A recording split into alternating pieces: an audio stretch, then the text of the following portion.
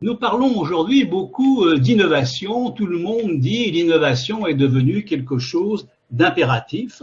La crise aidant, entre guillemets, plus que jamais, il convient, il faut innover.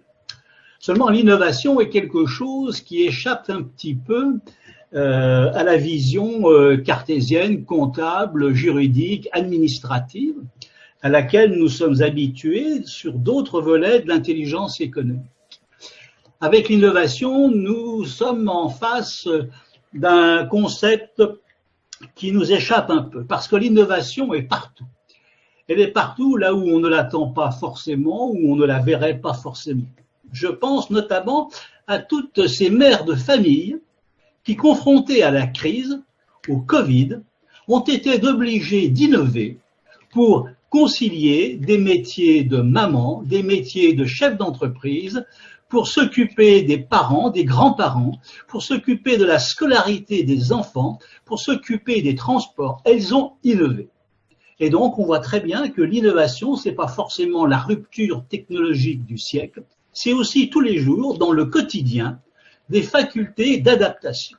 Et quand on prononce le mot adaptation, on est déjà dans une attitude intellectuelle qui va nous intéresser parce que nous allons en dérouler un certain nombre du même type.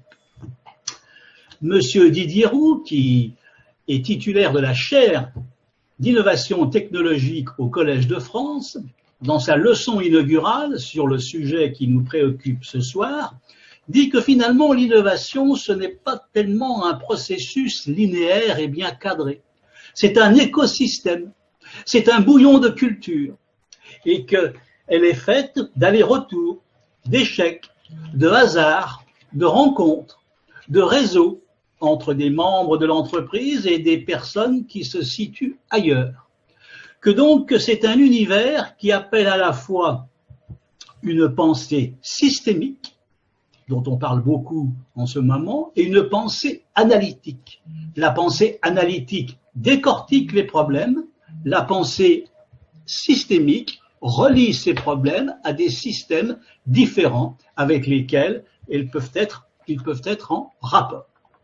Alors, si l'on revient à l'entreprise, comment faire en sorte que l'intelligence inventive devienne une réalité?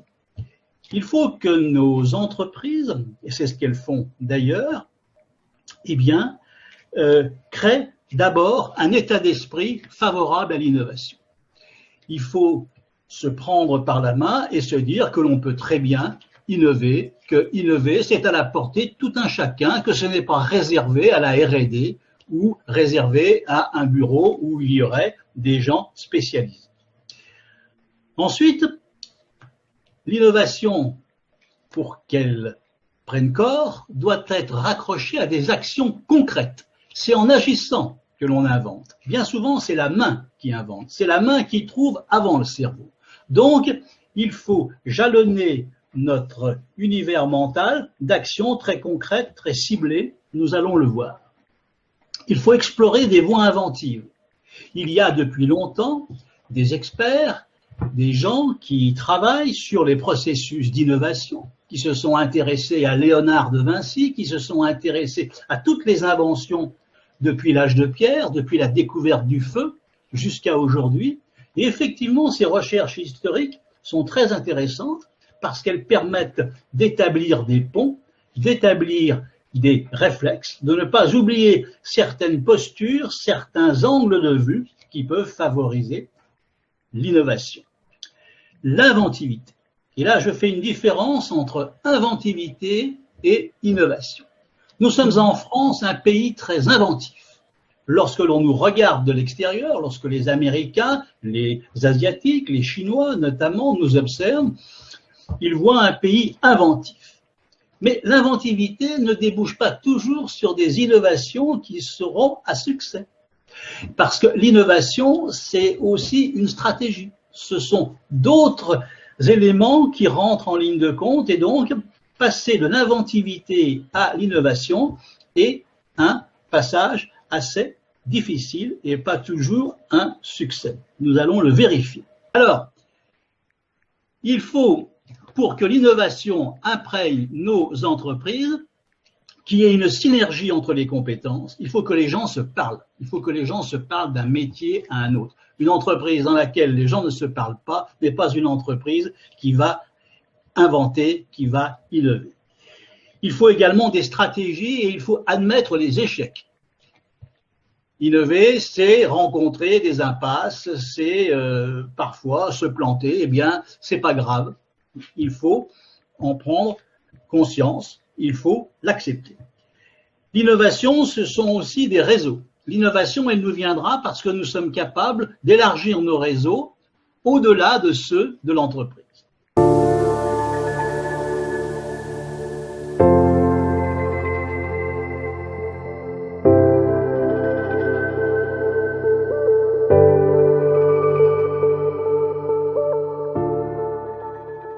La première slide, elle contient les 3 premiers mots-clés, les 3 premières actions qui vont nous conduire à l'inventivité et à l'innovation.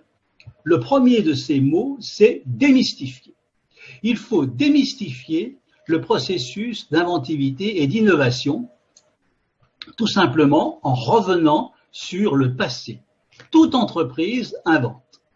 Toute entreprise est innovante, mais ne le sait pas forcément. Alors, il ne faut pas avoir peur d'afficher sur les murs tout ce que nous avons inventé dans tous les domaines depuis que nous existons.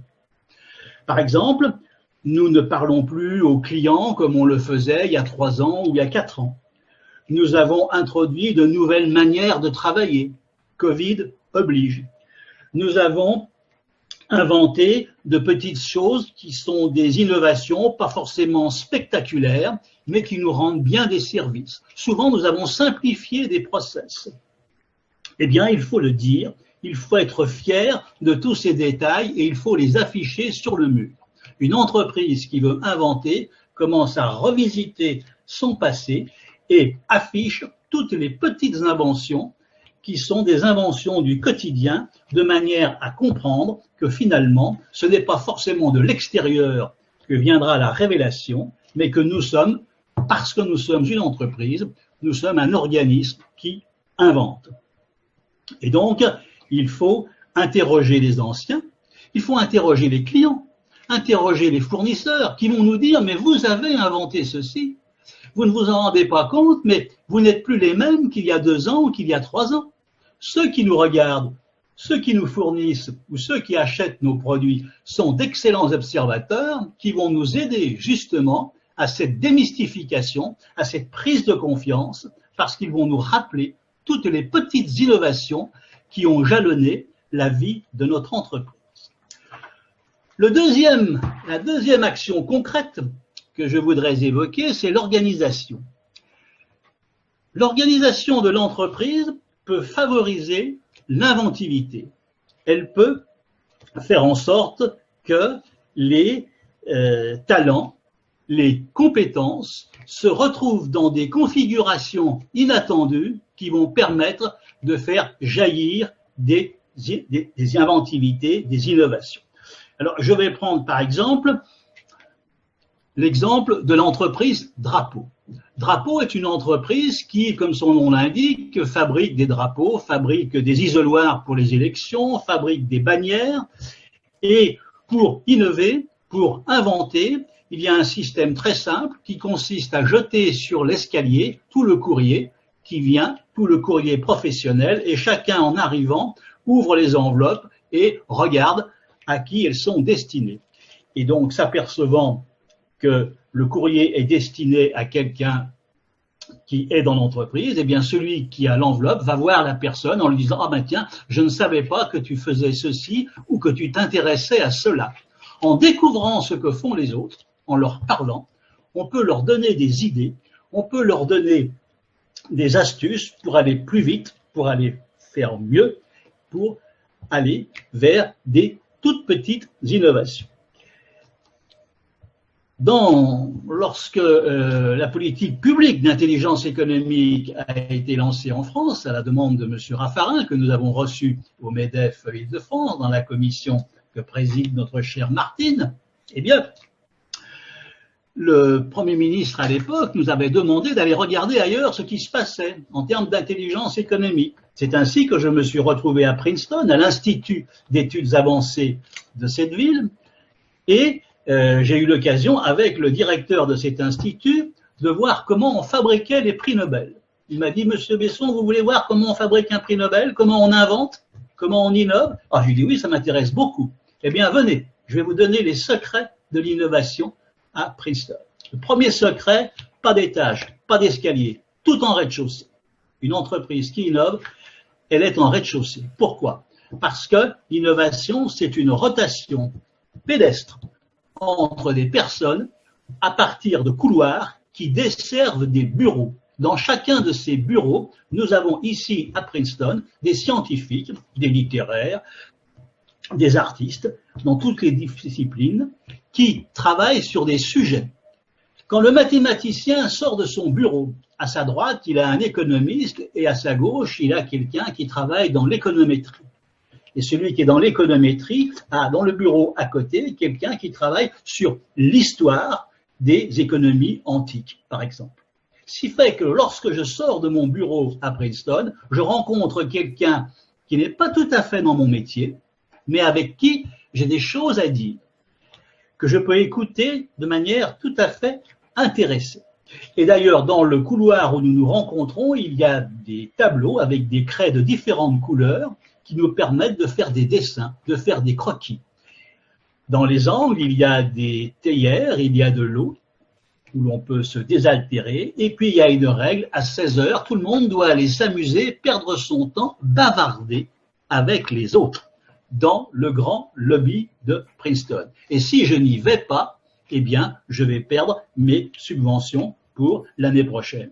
Donc, la créativité, l'innovation, c'est aussi une architecture d'intérieur, c'est une rotation, c'est un forum.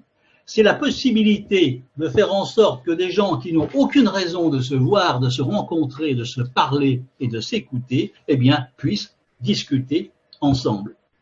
Donc, une petite entreprise, comme un grand institut comme celui de Princeton, peut parfaitement organiser ce forum dont on voit une image sur la slide, parce que cela nous renvoie à la cité antique, qui était une cité particulièrement cohérente, inventive, soudés, où chacun tournait autour du forum, exerçait plusieurs métiers dans des activités qui pouvaient être agricoles, commerciales, juridiques, militaires, religieuses, et donc chacun changeait de métier et changeant de métier autour du forum, retrouvait ses concitoyens dans des activités qu'il connaissait, et ainsi la cité vivait d'un échange permanent de savoir et de savoir-faire entre des gens qui avaient exercé un certain nombre d'actions. Nous sommes donc toujours dans l'action. Maintenant, nous arrivons à l'autre mot-clé qui est la motivation. Pour qu'une entreprise soit innovante, eh bien, il faut que la famille autour du chef d'entreprise se sente motivée, accompagnée, soutenue. Il faut une ambiance. Je parlais tout à l'heure du bouillon de culture illustré par monsieur Didier Roux au Collège de France. Eh bien, ce bouillon de culture, il est indispensable. Il doit être chaleureux. Il doit être composé de personnes qui peuvent poser des questions et qui sont tenues au courant des différents projets qui portent l'innovation dans l'entreprise. Et puis, la motivation, c'est aussi, mais qu'est-ce que l'on fera de ces innovations ? Comment est-ce que les gains seront partagés? Les brevets que nous allons déposer, comment seront-ils ventilés dans les positions de chacun? Quelle sera ma part? Il faut que ces choses-là soient mises sur la table de manière à ce que l'ambiance puisse favoriser les échanges que j'évoquais à l'instant. Donc, il faut repérer tous les freins notamment bureaucratiques, administratifs, qui peuvent empêcher la rotation des talents et des compétences. Il faut une certaine transparence. Et puis, il faut créer des équipes. Et les meilleures équipes ne sont pas forcément composées des meilleurs dans l'entreprise. En général, quand on rassemble les meilleurs, ils ne se supportent pas longtemps les uns les autres.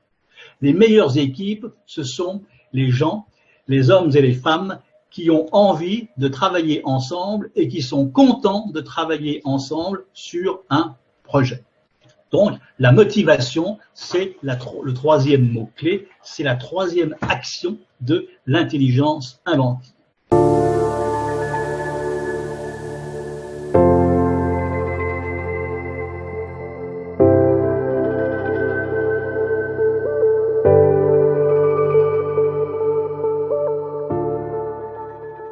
Et nous avons un autre mot-clé qui est l'observation.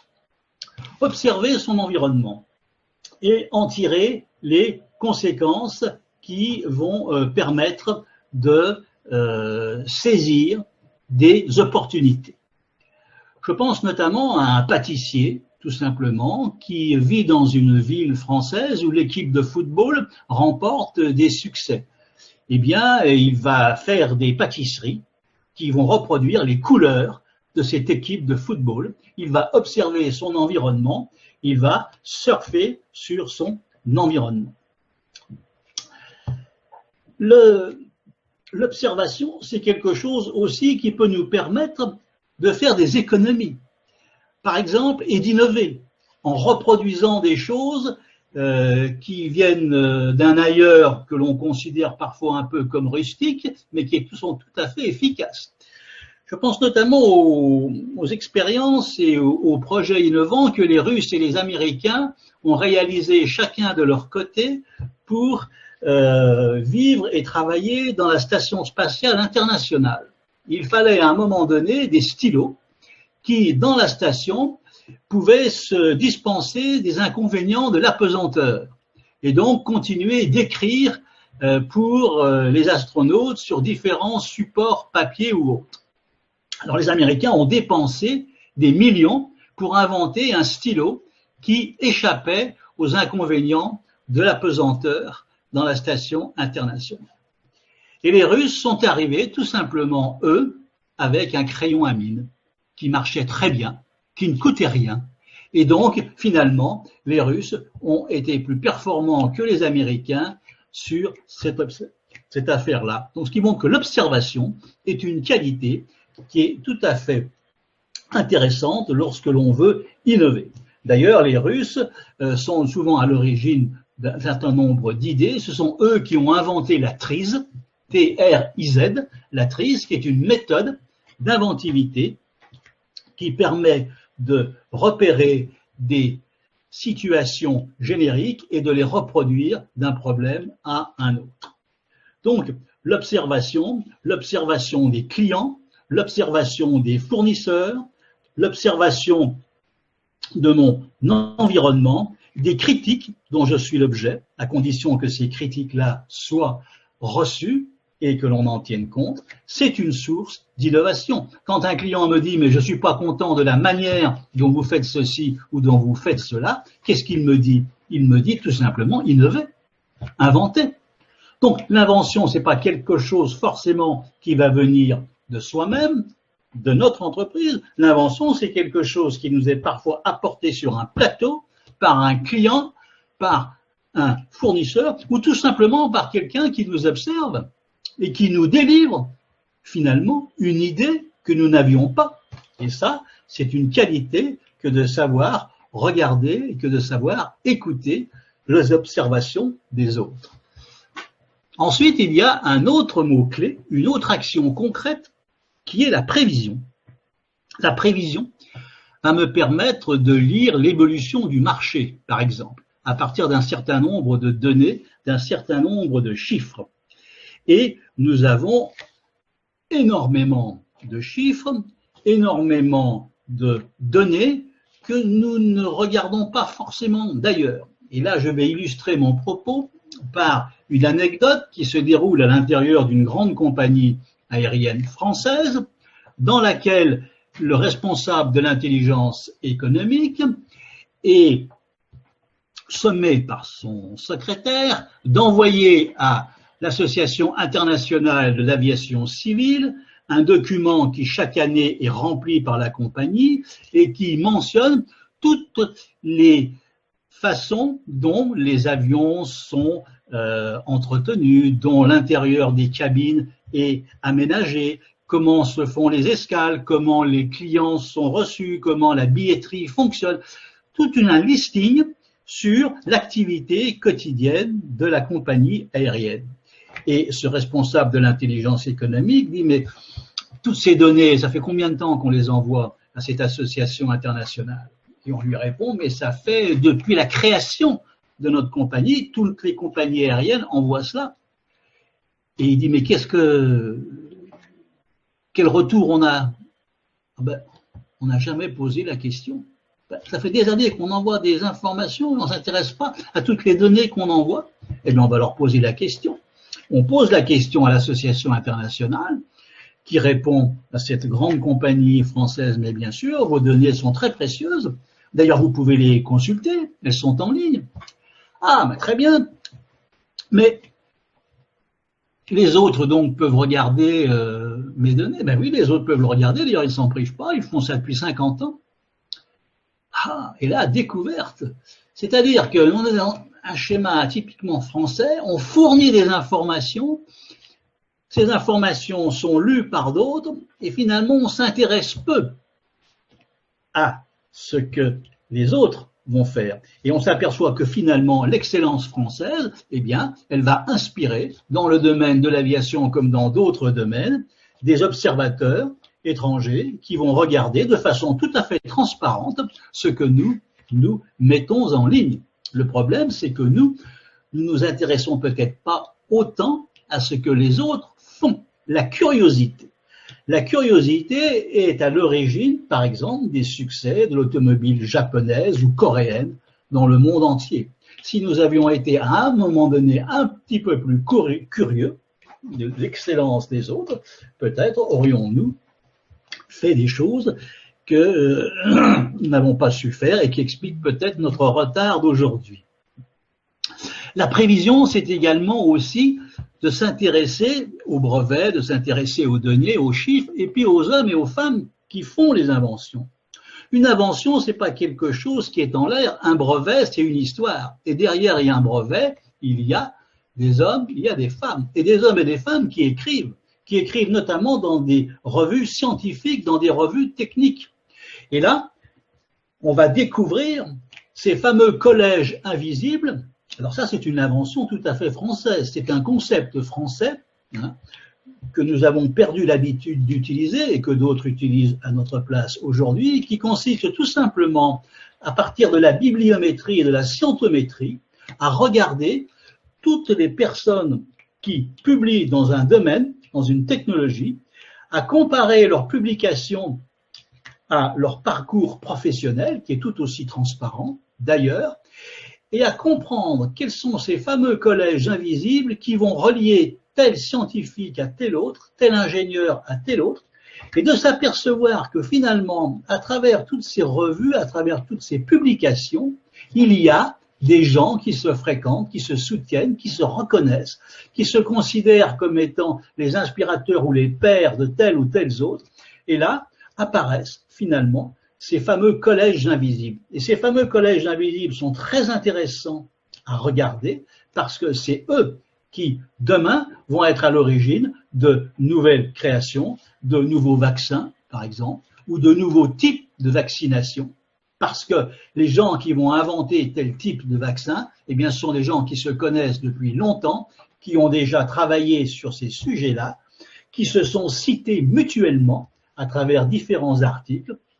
Et donc, on peut prévoir l'évolution d'une technologie en s'intéressant à ceux qui sont en amont des sciences, en amont des réflexions de cette technologie. Donc, la prévision est quelque chose qui peut également nous amener à innover, à prévoir les technologies, les évolutions, mais prévoir aussi les réglementations, les déréglementations. On nous parle en ce moment beaucoup de réglementation, de déréglementation dans le diesel, dans l'automobile, dans les éoliennes. Mais tout ça n'arrive pas fortuitement. Tous ces événements-là sont précédés par des lobbies, par des prises de position, par des publications des uns et des autres. Et pour ne pas être pris au dépourvu, pour prévoir, pour voir avant, il est utile de s'intéresser aux hommes et aux femmes qui vont peindre, qui vont construire le décor qui va faire en sorte que, eh bien, mon énergie électrique viendra de tel ou tel fournisseur et puis mes moteurs changeront à partir de ces réalités. Donc, la prévision est un facteur d'inventivité. La reformulation est aussi un facteur d'inventivité. La reformulation, ça veut dire être capable de reformuler les problèmes. Quand j'ai un problème dans mon entreprise, quand je suis confronté à une difficulté, il n'est jamais mauvais de le reformuler, tout simplement en l'écrivant, en bon français, au tableau. Le français est une langue très précise qui permet justement de voir quel est le problème, de s'apercevoir qu'on peut simplifier le problème, souvent en enlevant des adjectifs ou des adverbes qui sont inutiles. Et puis, cette langue n'est pas la seule. On peut aussi traduire en anglais, en espagnol, en chinois. Comment un chinois écrirait-il mon problème? Ou un coréen? Et là, je vais découvrir des choses tout à fait étonnantes. Dans d'autres cultures, il y a des approches différentes, il y a des visions différentes. Et en reformulant mon problème, je vais m'apercevoir que, eh bien, c'est peut-être un faux problème, où je me perds beaucoup de temps et d'argent à essayer de régler quelque chose parce que je suis prisonnier de ce que l'on appelle des biais cognitifs, des habitudes qui sont issues de ma culture occidentale, cartésienne, française, et que si le même problème est écrit par un autre, eh bien, il va changer de nature. Comme disait Lao Tse, les choses ne changent pas, change ta manière de les voir, cela suffit. Donc, être capable de reformuler ces problèmes, c'est aussi une manière d'inventer, d'innover. On peut aussi le faire de manière très simple. On peut réunir ses collaborateurs autour d'une table, leur donner à chacun une feuille de papier et leur dire « vous avez 20 minutes pour expliquer ce que vous faites chaque jour et quels sont les problèmes que vous rencontrez. Quelles sont vos difficultés ?» Chaque collaborateur écrit quels sont ses problèmes, quelles sont ses difficultés. Et une fois que les 20 minutes sont achevées, eh bien, on leur demande de passer la feuille aux voisins. Et là, l'esprit critique français devient vraiment un secours parce qu'on va critiquer l'autre. Et on va lui dire, mais pourquoi tu t'embêtes à faire comme ceci? Pourquoi tu t'embêtes à faire cela? Ce n'est pas la peine d'aller chercher un expert lointain, on l'a chez nous, dans l'entreprise. Chacun peut regarder le problème de l'autre et ne se privera pas de lui dire, mais moi, à ta place, je ferai comme ceci, je ferai comme cela. Nous avons à portée de main des reformulations gratuites de nos difficultés. Et là, on s'aperçoit que l'inventivité est une mise en scène. Ce n'est pas simplement une sémantique et une écriture, c'est aussi un jeu de théâtre et qui implique la confiance que l'on a en ses collaborateurs qui vont s'autoriser, parce qu'on les autorise à le faire, à critiquer la manière dont les autres essayent de surmonter un certain nombre de problèmes.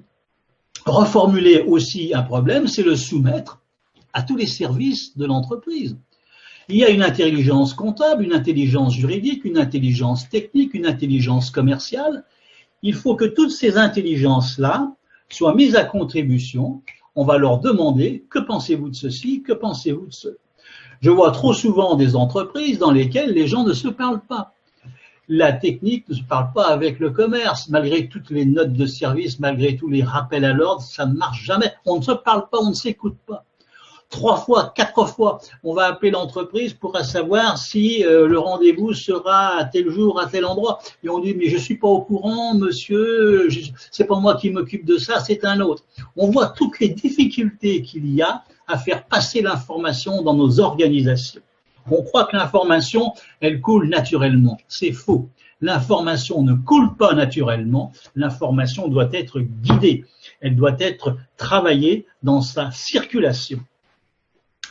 Toujours est-il que la reformulation n'est jamais du temps de perdu. Il vaut mieux reformuler un problème longuement.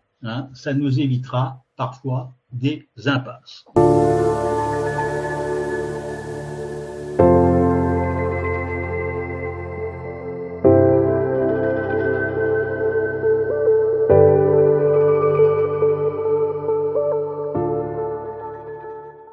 Anticiper. L'anticipation. L'anticipation n'est pas tout à fait comme la prévision. Quand je prévois, la prévision à partir des données va m'annoncer l'évolution du marché. L'anticipation, elle va me décrire la nature de cette évolution. Elle va prendre les choses par l'interne. Je vais donner un exemple. Vous voyez cette tondeuse qui est en haut à gauche de la slide. C'est une tondeuse à gazon. Je suis dans une entreprise qui fabrique des tondeuses à gazon. Depuis 40 ans, nous fabriquons ces objets qui au début marchaient à l'essence et puis ensuite à l'électricité. Ensuite, ces tondeuses à gazon, elles sont devenues autonomes, le fil électrique a disparu, l'intervention humaine est devenue inutile. Aujourd'hui, cette tondeuse à gazon, c'est une intelligence artificielle, elle est dans le jardin, elle prend la météo, elle regarde l'état de l'herbe, et puis elle voit que mon gazon mérite d'être coupé, et elle fait son travail. Et donc ma veille technologique essaye d'anticiper quel sera le prochain robot, la prochaine tondeuse à gazon qui va remplacer ce modèle-là. Parce que ma veille technologique fait son travail correctement avec des ingénieurs qualifiés. Le problème, c'est que mon vrai concurrent, ce n'est pas un autre fabricant de tondeuses à gazon, c'est un laboratoire agricole du Morvan qui vient d'inventer un gazon modifié génétiquement qui ne dépasse pas 2 cm. Et là, tout mon système économique, tout mon modèle s'effondre. Parce que je ne suis pas sorti de mon métier. Je n'ai pas eu cette vision de pensée systémique que j'évoquais tout à l'heure. Je suis resté dans l'analytique. L'analytique, je décortique ma tondeuse. Je la décortique, mais alors jusqu'au dernier écrou. Et je fais ça très bien. Je suis un analyste. Je suis dans la pensée analytique. Mais l'intelligence économique me dit qu'il faut allier à l'analytique le systémique. Il faut regarder ce qui se passe ailleurs, dans d'autres métiers qui pourtant sont évidents, entre guillemets. Il est évident que le gazon, c'est l'agriculture, c'est j'allais dire mon fonds de commerce. Non, c'est l'endroit que je travaille. Eh bien, c'est de là qu'est venue la concurrence, c'est de là que vient le danger. Donc, anticiper, c'est être capable de regarder des évolutions parce qu'il y a un darwinisme technologique comme il y a un darwinisme, je dirais, biologique. On s'aperçoit par exemple que auparavant, tous les produits qui étaient séparés, comme les agendas, les calendriers, les appareils photo, les lampes torches, tout ça a été séparé, et puis tout ça, finalement, se cannibalise dans les outils que nous avons tous avec nous, qui sont nos téléphones portables. Tout ça se miniaturise, et tout ça indique qu'il y a des tendances lourdes, qu'il y a des darwinismes technologiques dont on va examiner la courbe pour essayer d'anticiper ce que seront ces objets demain. Les moyens de paiement qui sont sur ces téléphones-là vont migrer vers d'autres intelligences artificielles. Dans des pays d'Asie moderne, on paye maintenant avec son visage. Il y a donc des anticipations qui se font non pas à partir de la donnée, mais à partir d'une réflexion systémique sur ce qui pourrait nous arriver venant d'autres systèmes économiques qui vont percuter notre système économique, celui sur lequel nous avons bâti notre entreprise. Il y a ici une autre action que l'on peut mettre en place dans l'entreprise qui est la diversification. Je vais me diversifier. Comment est-ce que je vais faire? D'abord, pourquoi est-ce que je me diversifie? Je me diversifie parce que la diversification, c'est une source d'inventivité, c'est une source d'innovation. Je prends l'exemple de ce bateau que l'on voit sur la slide. C'est un méthanier qui transporte des produits très dangereux qu'il faut conditionner et dont il faut vérifier de manière constante la chaleur, le volume à l'intérieur du navire pour éviter tout accident. Et l'entreprise dans laquelle je suis est une entreprise d'accastillage française qui travaille sur les logiciels, sur les intelligences artificielles qui vont permettre à ce navire de voyager en toute sécurité.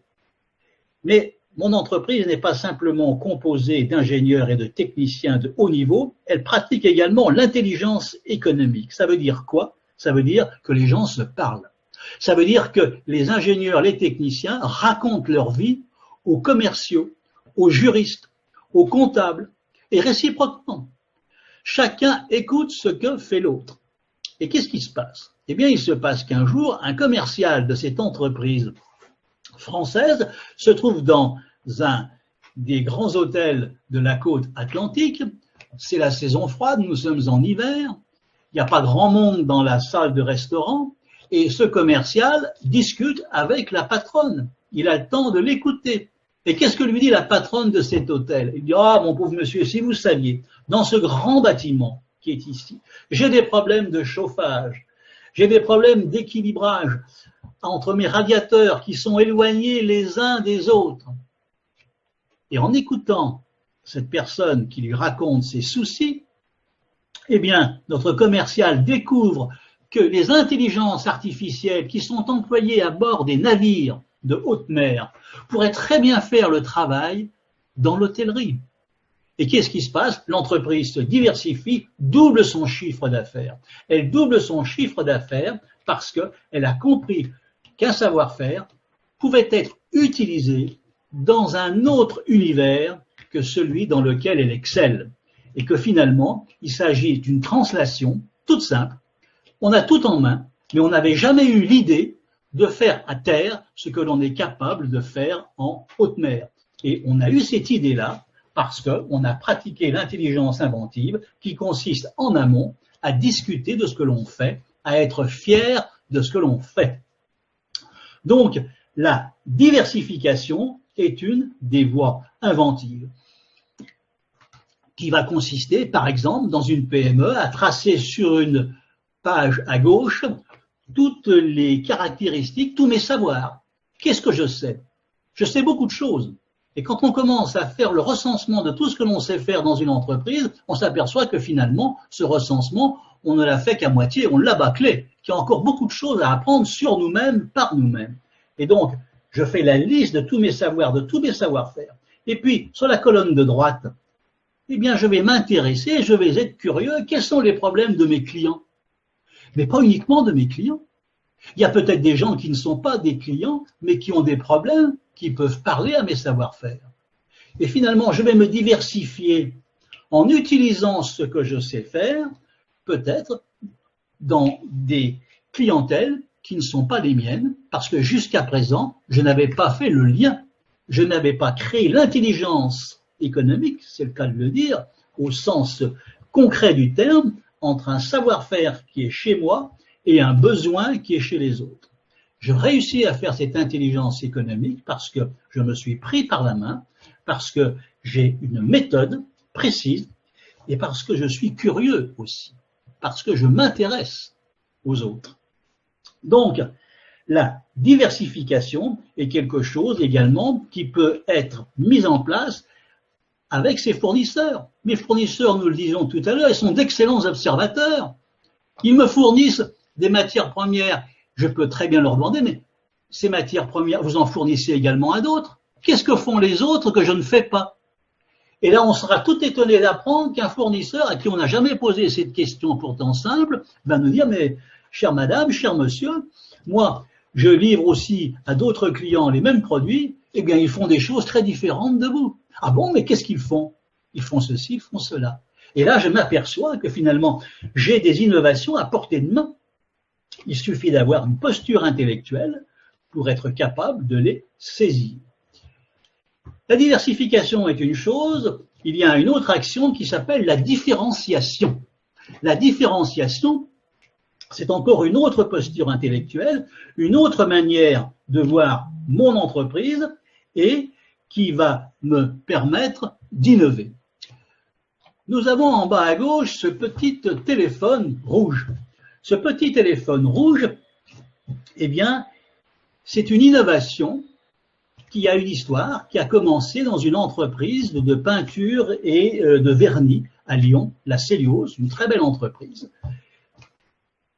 qui existe depuis 1920. Et qu'est-ce que l'on fait dans cette entreprise? On fait de l'intelligence économique, et notamment de l'intelligence inventive. Comment? Pour moi, c'est très simple.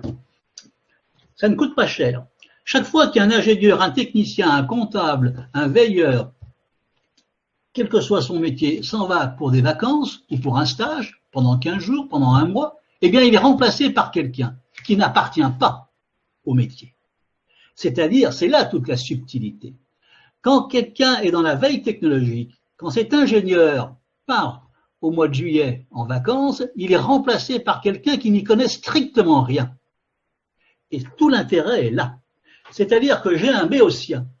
J'ai quelqu'un qui va faire de la veille technologique et qui vient, par exemple, de la comptabilité, qui vient du droit, qui vient d'autres choses. Il va regarder l'écran, il ne va rien comprendre. Mais parce qu'il ne va rien comprendre, il va voir les choses autrement. Et dans cette entreprise-là, la personne qui va remplacer l'ingénieur de veille technologique va voir le patron et lui dit « Je comprends toujours rien à tous ces brevets, à toutes ces formules chimiques, ça me passe au-dessus de la tête. » Mais il y a quelque chose que je constate, c'est qu'on vend des vernis, on vend des peintures qui sont tristes, qui sont noires, qui sont grises, et moi, je reviens d'un voyage en Asie, et là-bas, ils adorent les couleurs fluo, les rouges flamboyants, les jaunes triomphants, les violets, tout ça. Est-ce qu'on ne pourrait pas faire des peintures un petit peu plus chatoyantes ici à Lyon? Et le patron dit, mais bien sûr, on peut faire aussi des peintures comme ceci. Et voilà un exemple de diversification. La diversification, c'est un instant, c'est une étincelle qui provient du fait qu'à l'intérieur de mon entreprise, quelqu'un qui ne connaît pas un métier va le regarder et va découvrir des choses que forcément le spécialiste ne voit plus, parce que le spécialiste, il est le nez dans le guidon. Donc, la diversification va consister à se poser aussi, comme pour la différenciation, on va se poser des questions. Par exemple, est-ce que je peux faire plus lourd, plus léger, plus ergonomique, plus rapide, plus simple? Chaque fois, j'essaye de trouver des différences qui vont me séparer de mes compétiteurs, de mes concurrents. Finalement, le champ des différences possibles est gigantesque. Et alors là, on va utiliser, bien entendu, la pensée analytique. On va descendre dans la gamme des produits, des services, pour essayer de trouver toutes les petites astuces, toutes les petites niches de différences possibles. C'est un travail méthodique. Il y a des exemples d'entreprises qui font ça très bien. En Allemagne, Barbus fait ça dans le domaine de l'automobile. Nous avons dans le domaine de l'automobile en France des garages dans la région ouest qui sont tenus uniquement par des dames, par des femmes, ce qui fait que ça intéresse beaucoup d'automobilistes femmes qui préfèrent confier leur voiture à des dames plutôt qu'à des garagistes ordinaires, si je puis dire. Donc, la différenciation, c'est une posture d'esprit, c'est une posture intellectuelle qui permet justement d'innover. On va...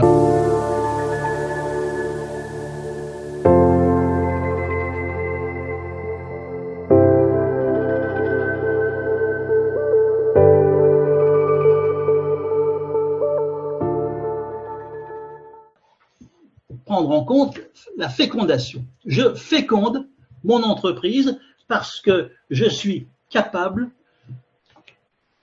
d'organiser, de recevoir toutes les idées les plus bizarres, les plus inattendues, et que je ne les écrase pas tout de suite en disant mais non, tout ça c'est impossible, tout ça c'est idiot, tout ça, ça n'est pas possible chez nous. Eh bien, on ne tue pas l'idée originale, on la reçoit, on discute avec celui ou celle qui tout à coup fait une réflexion en lui disant mais finalement comment est-ce qu'on pourrait faire?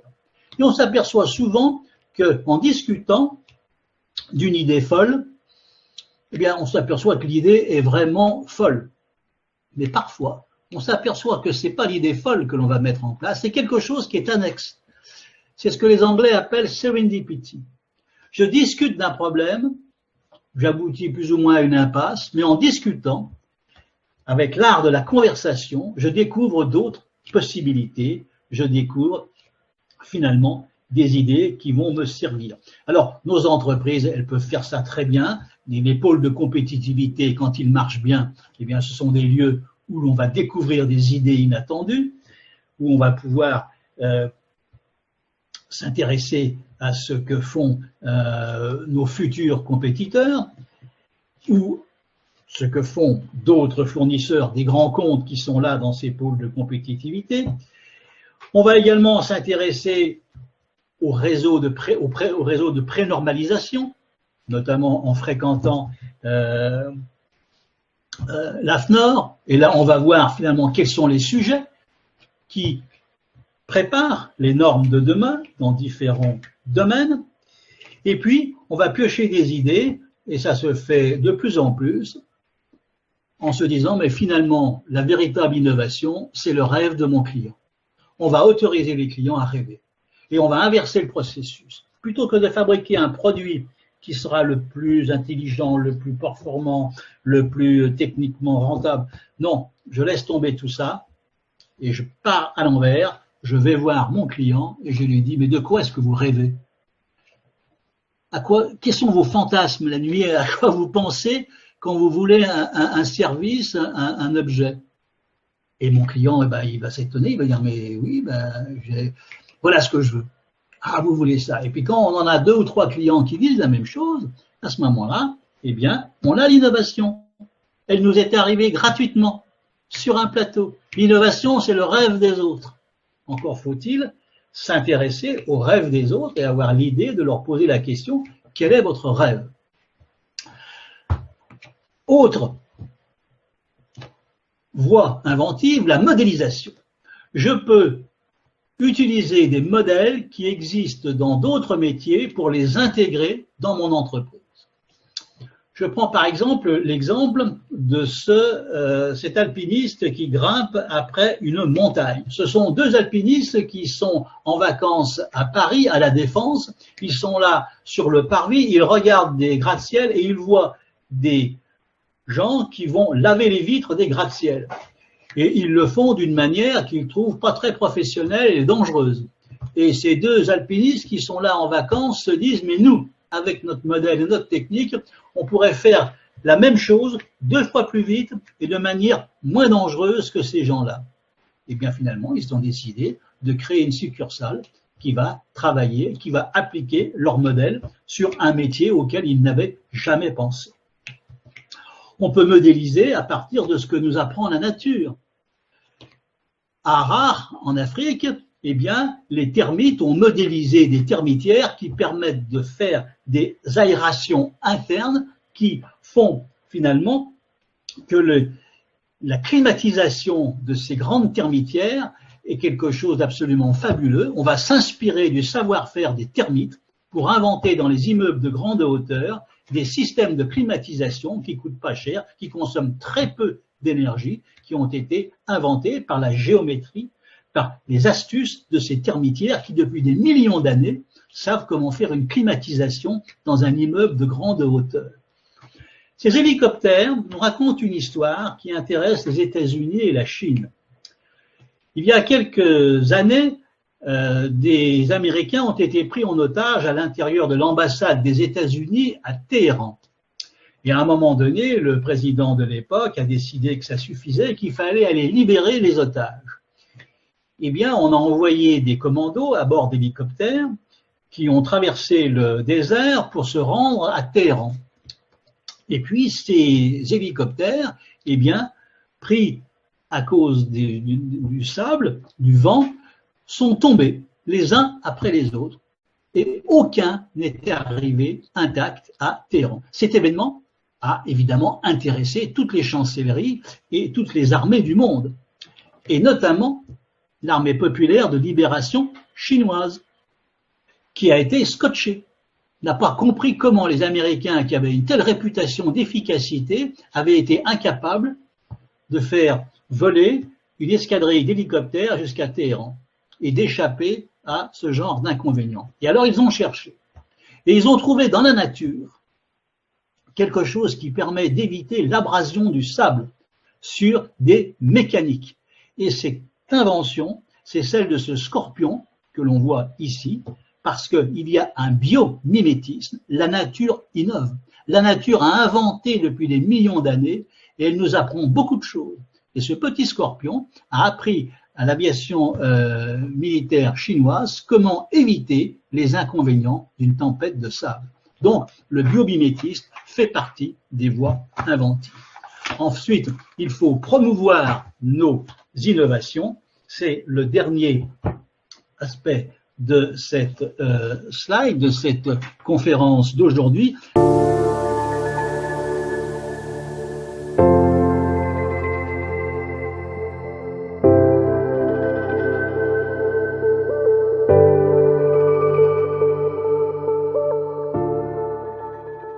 Ici, nous avons le résumé sur le diagramme en vert et en jaune des 12 mots-clés de l'intelligence inventive. Ces 12 mots-clés forment un programme. N'importe quel PME ou PMI peut s'en emparer. Ça ne coûte strictement rien. Ça coûte simplement de la curiosité partagée et du temps. On prend chaque mot-clé, on le décline et on se dit mais qu'est-ce que l'on peut faire avec chez nous? Et ça marche. Ça marche. Et d'ailleurs, dans la dernière slide qui suit, que nous n'aurons peut-être pas le temps de commenter, je montre une entreprise francilienne, chère à notre présidente Martine Marandel, parce que c'est une entreprise quasiment parisienne, qui a appliqué les 12 mots-clés de l'intelligence économique et qui, à partir d'un métier qui paraissait totalement figé et bloqué, est à l'origine d'un nouveau modèle économique absolument stupéfiant qui parle à tout le monde et que vous verrez, il s'agit de la très belle entreprise Carnot qui fabrique des radiateurs électriques et qui a révolutionné son concept, son modèle économique. À côté de cette slide, vous avez l'intelligence collective de l'entreprise. Nous l'avons vu comment elle fonctionnait dans une autre conférence précédente. Eh bien, cette intelligence collective, avec l'intelligence inventive, a du grain à moudre et tout le système va consister à accoler les deux cercles. L'intelligence collective va s'emparer de l'intelligence inventive et nos collaborateurs, organisés à travers le schéma de droite, vont se régaler en avalant le schéma de gauche. Voilà, je n'ai terminé pour cette présentation. Merci de votre attention.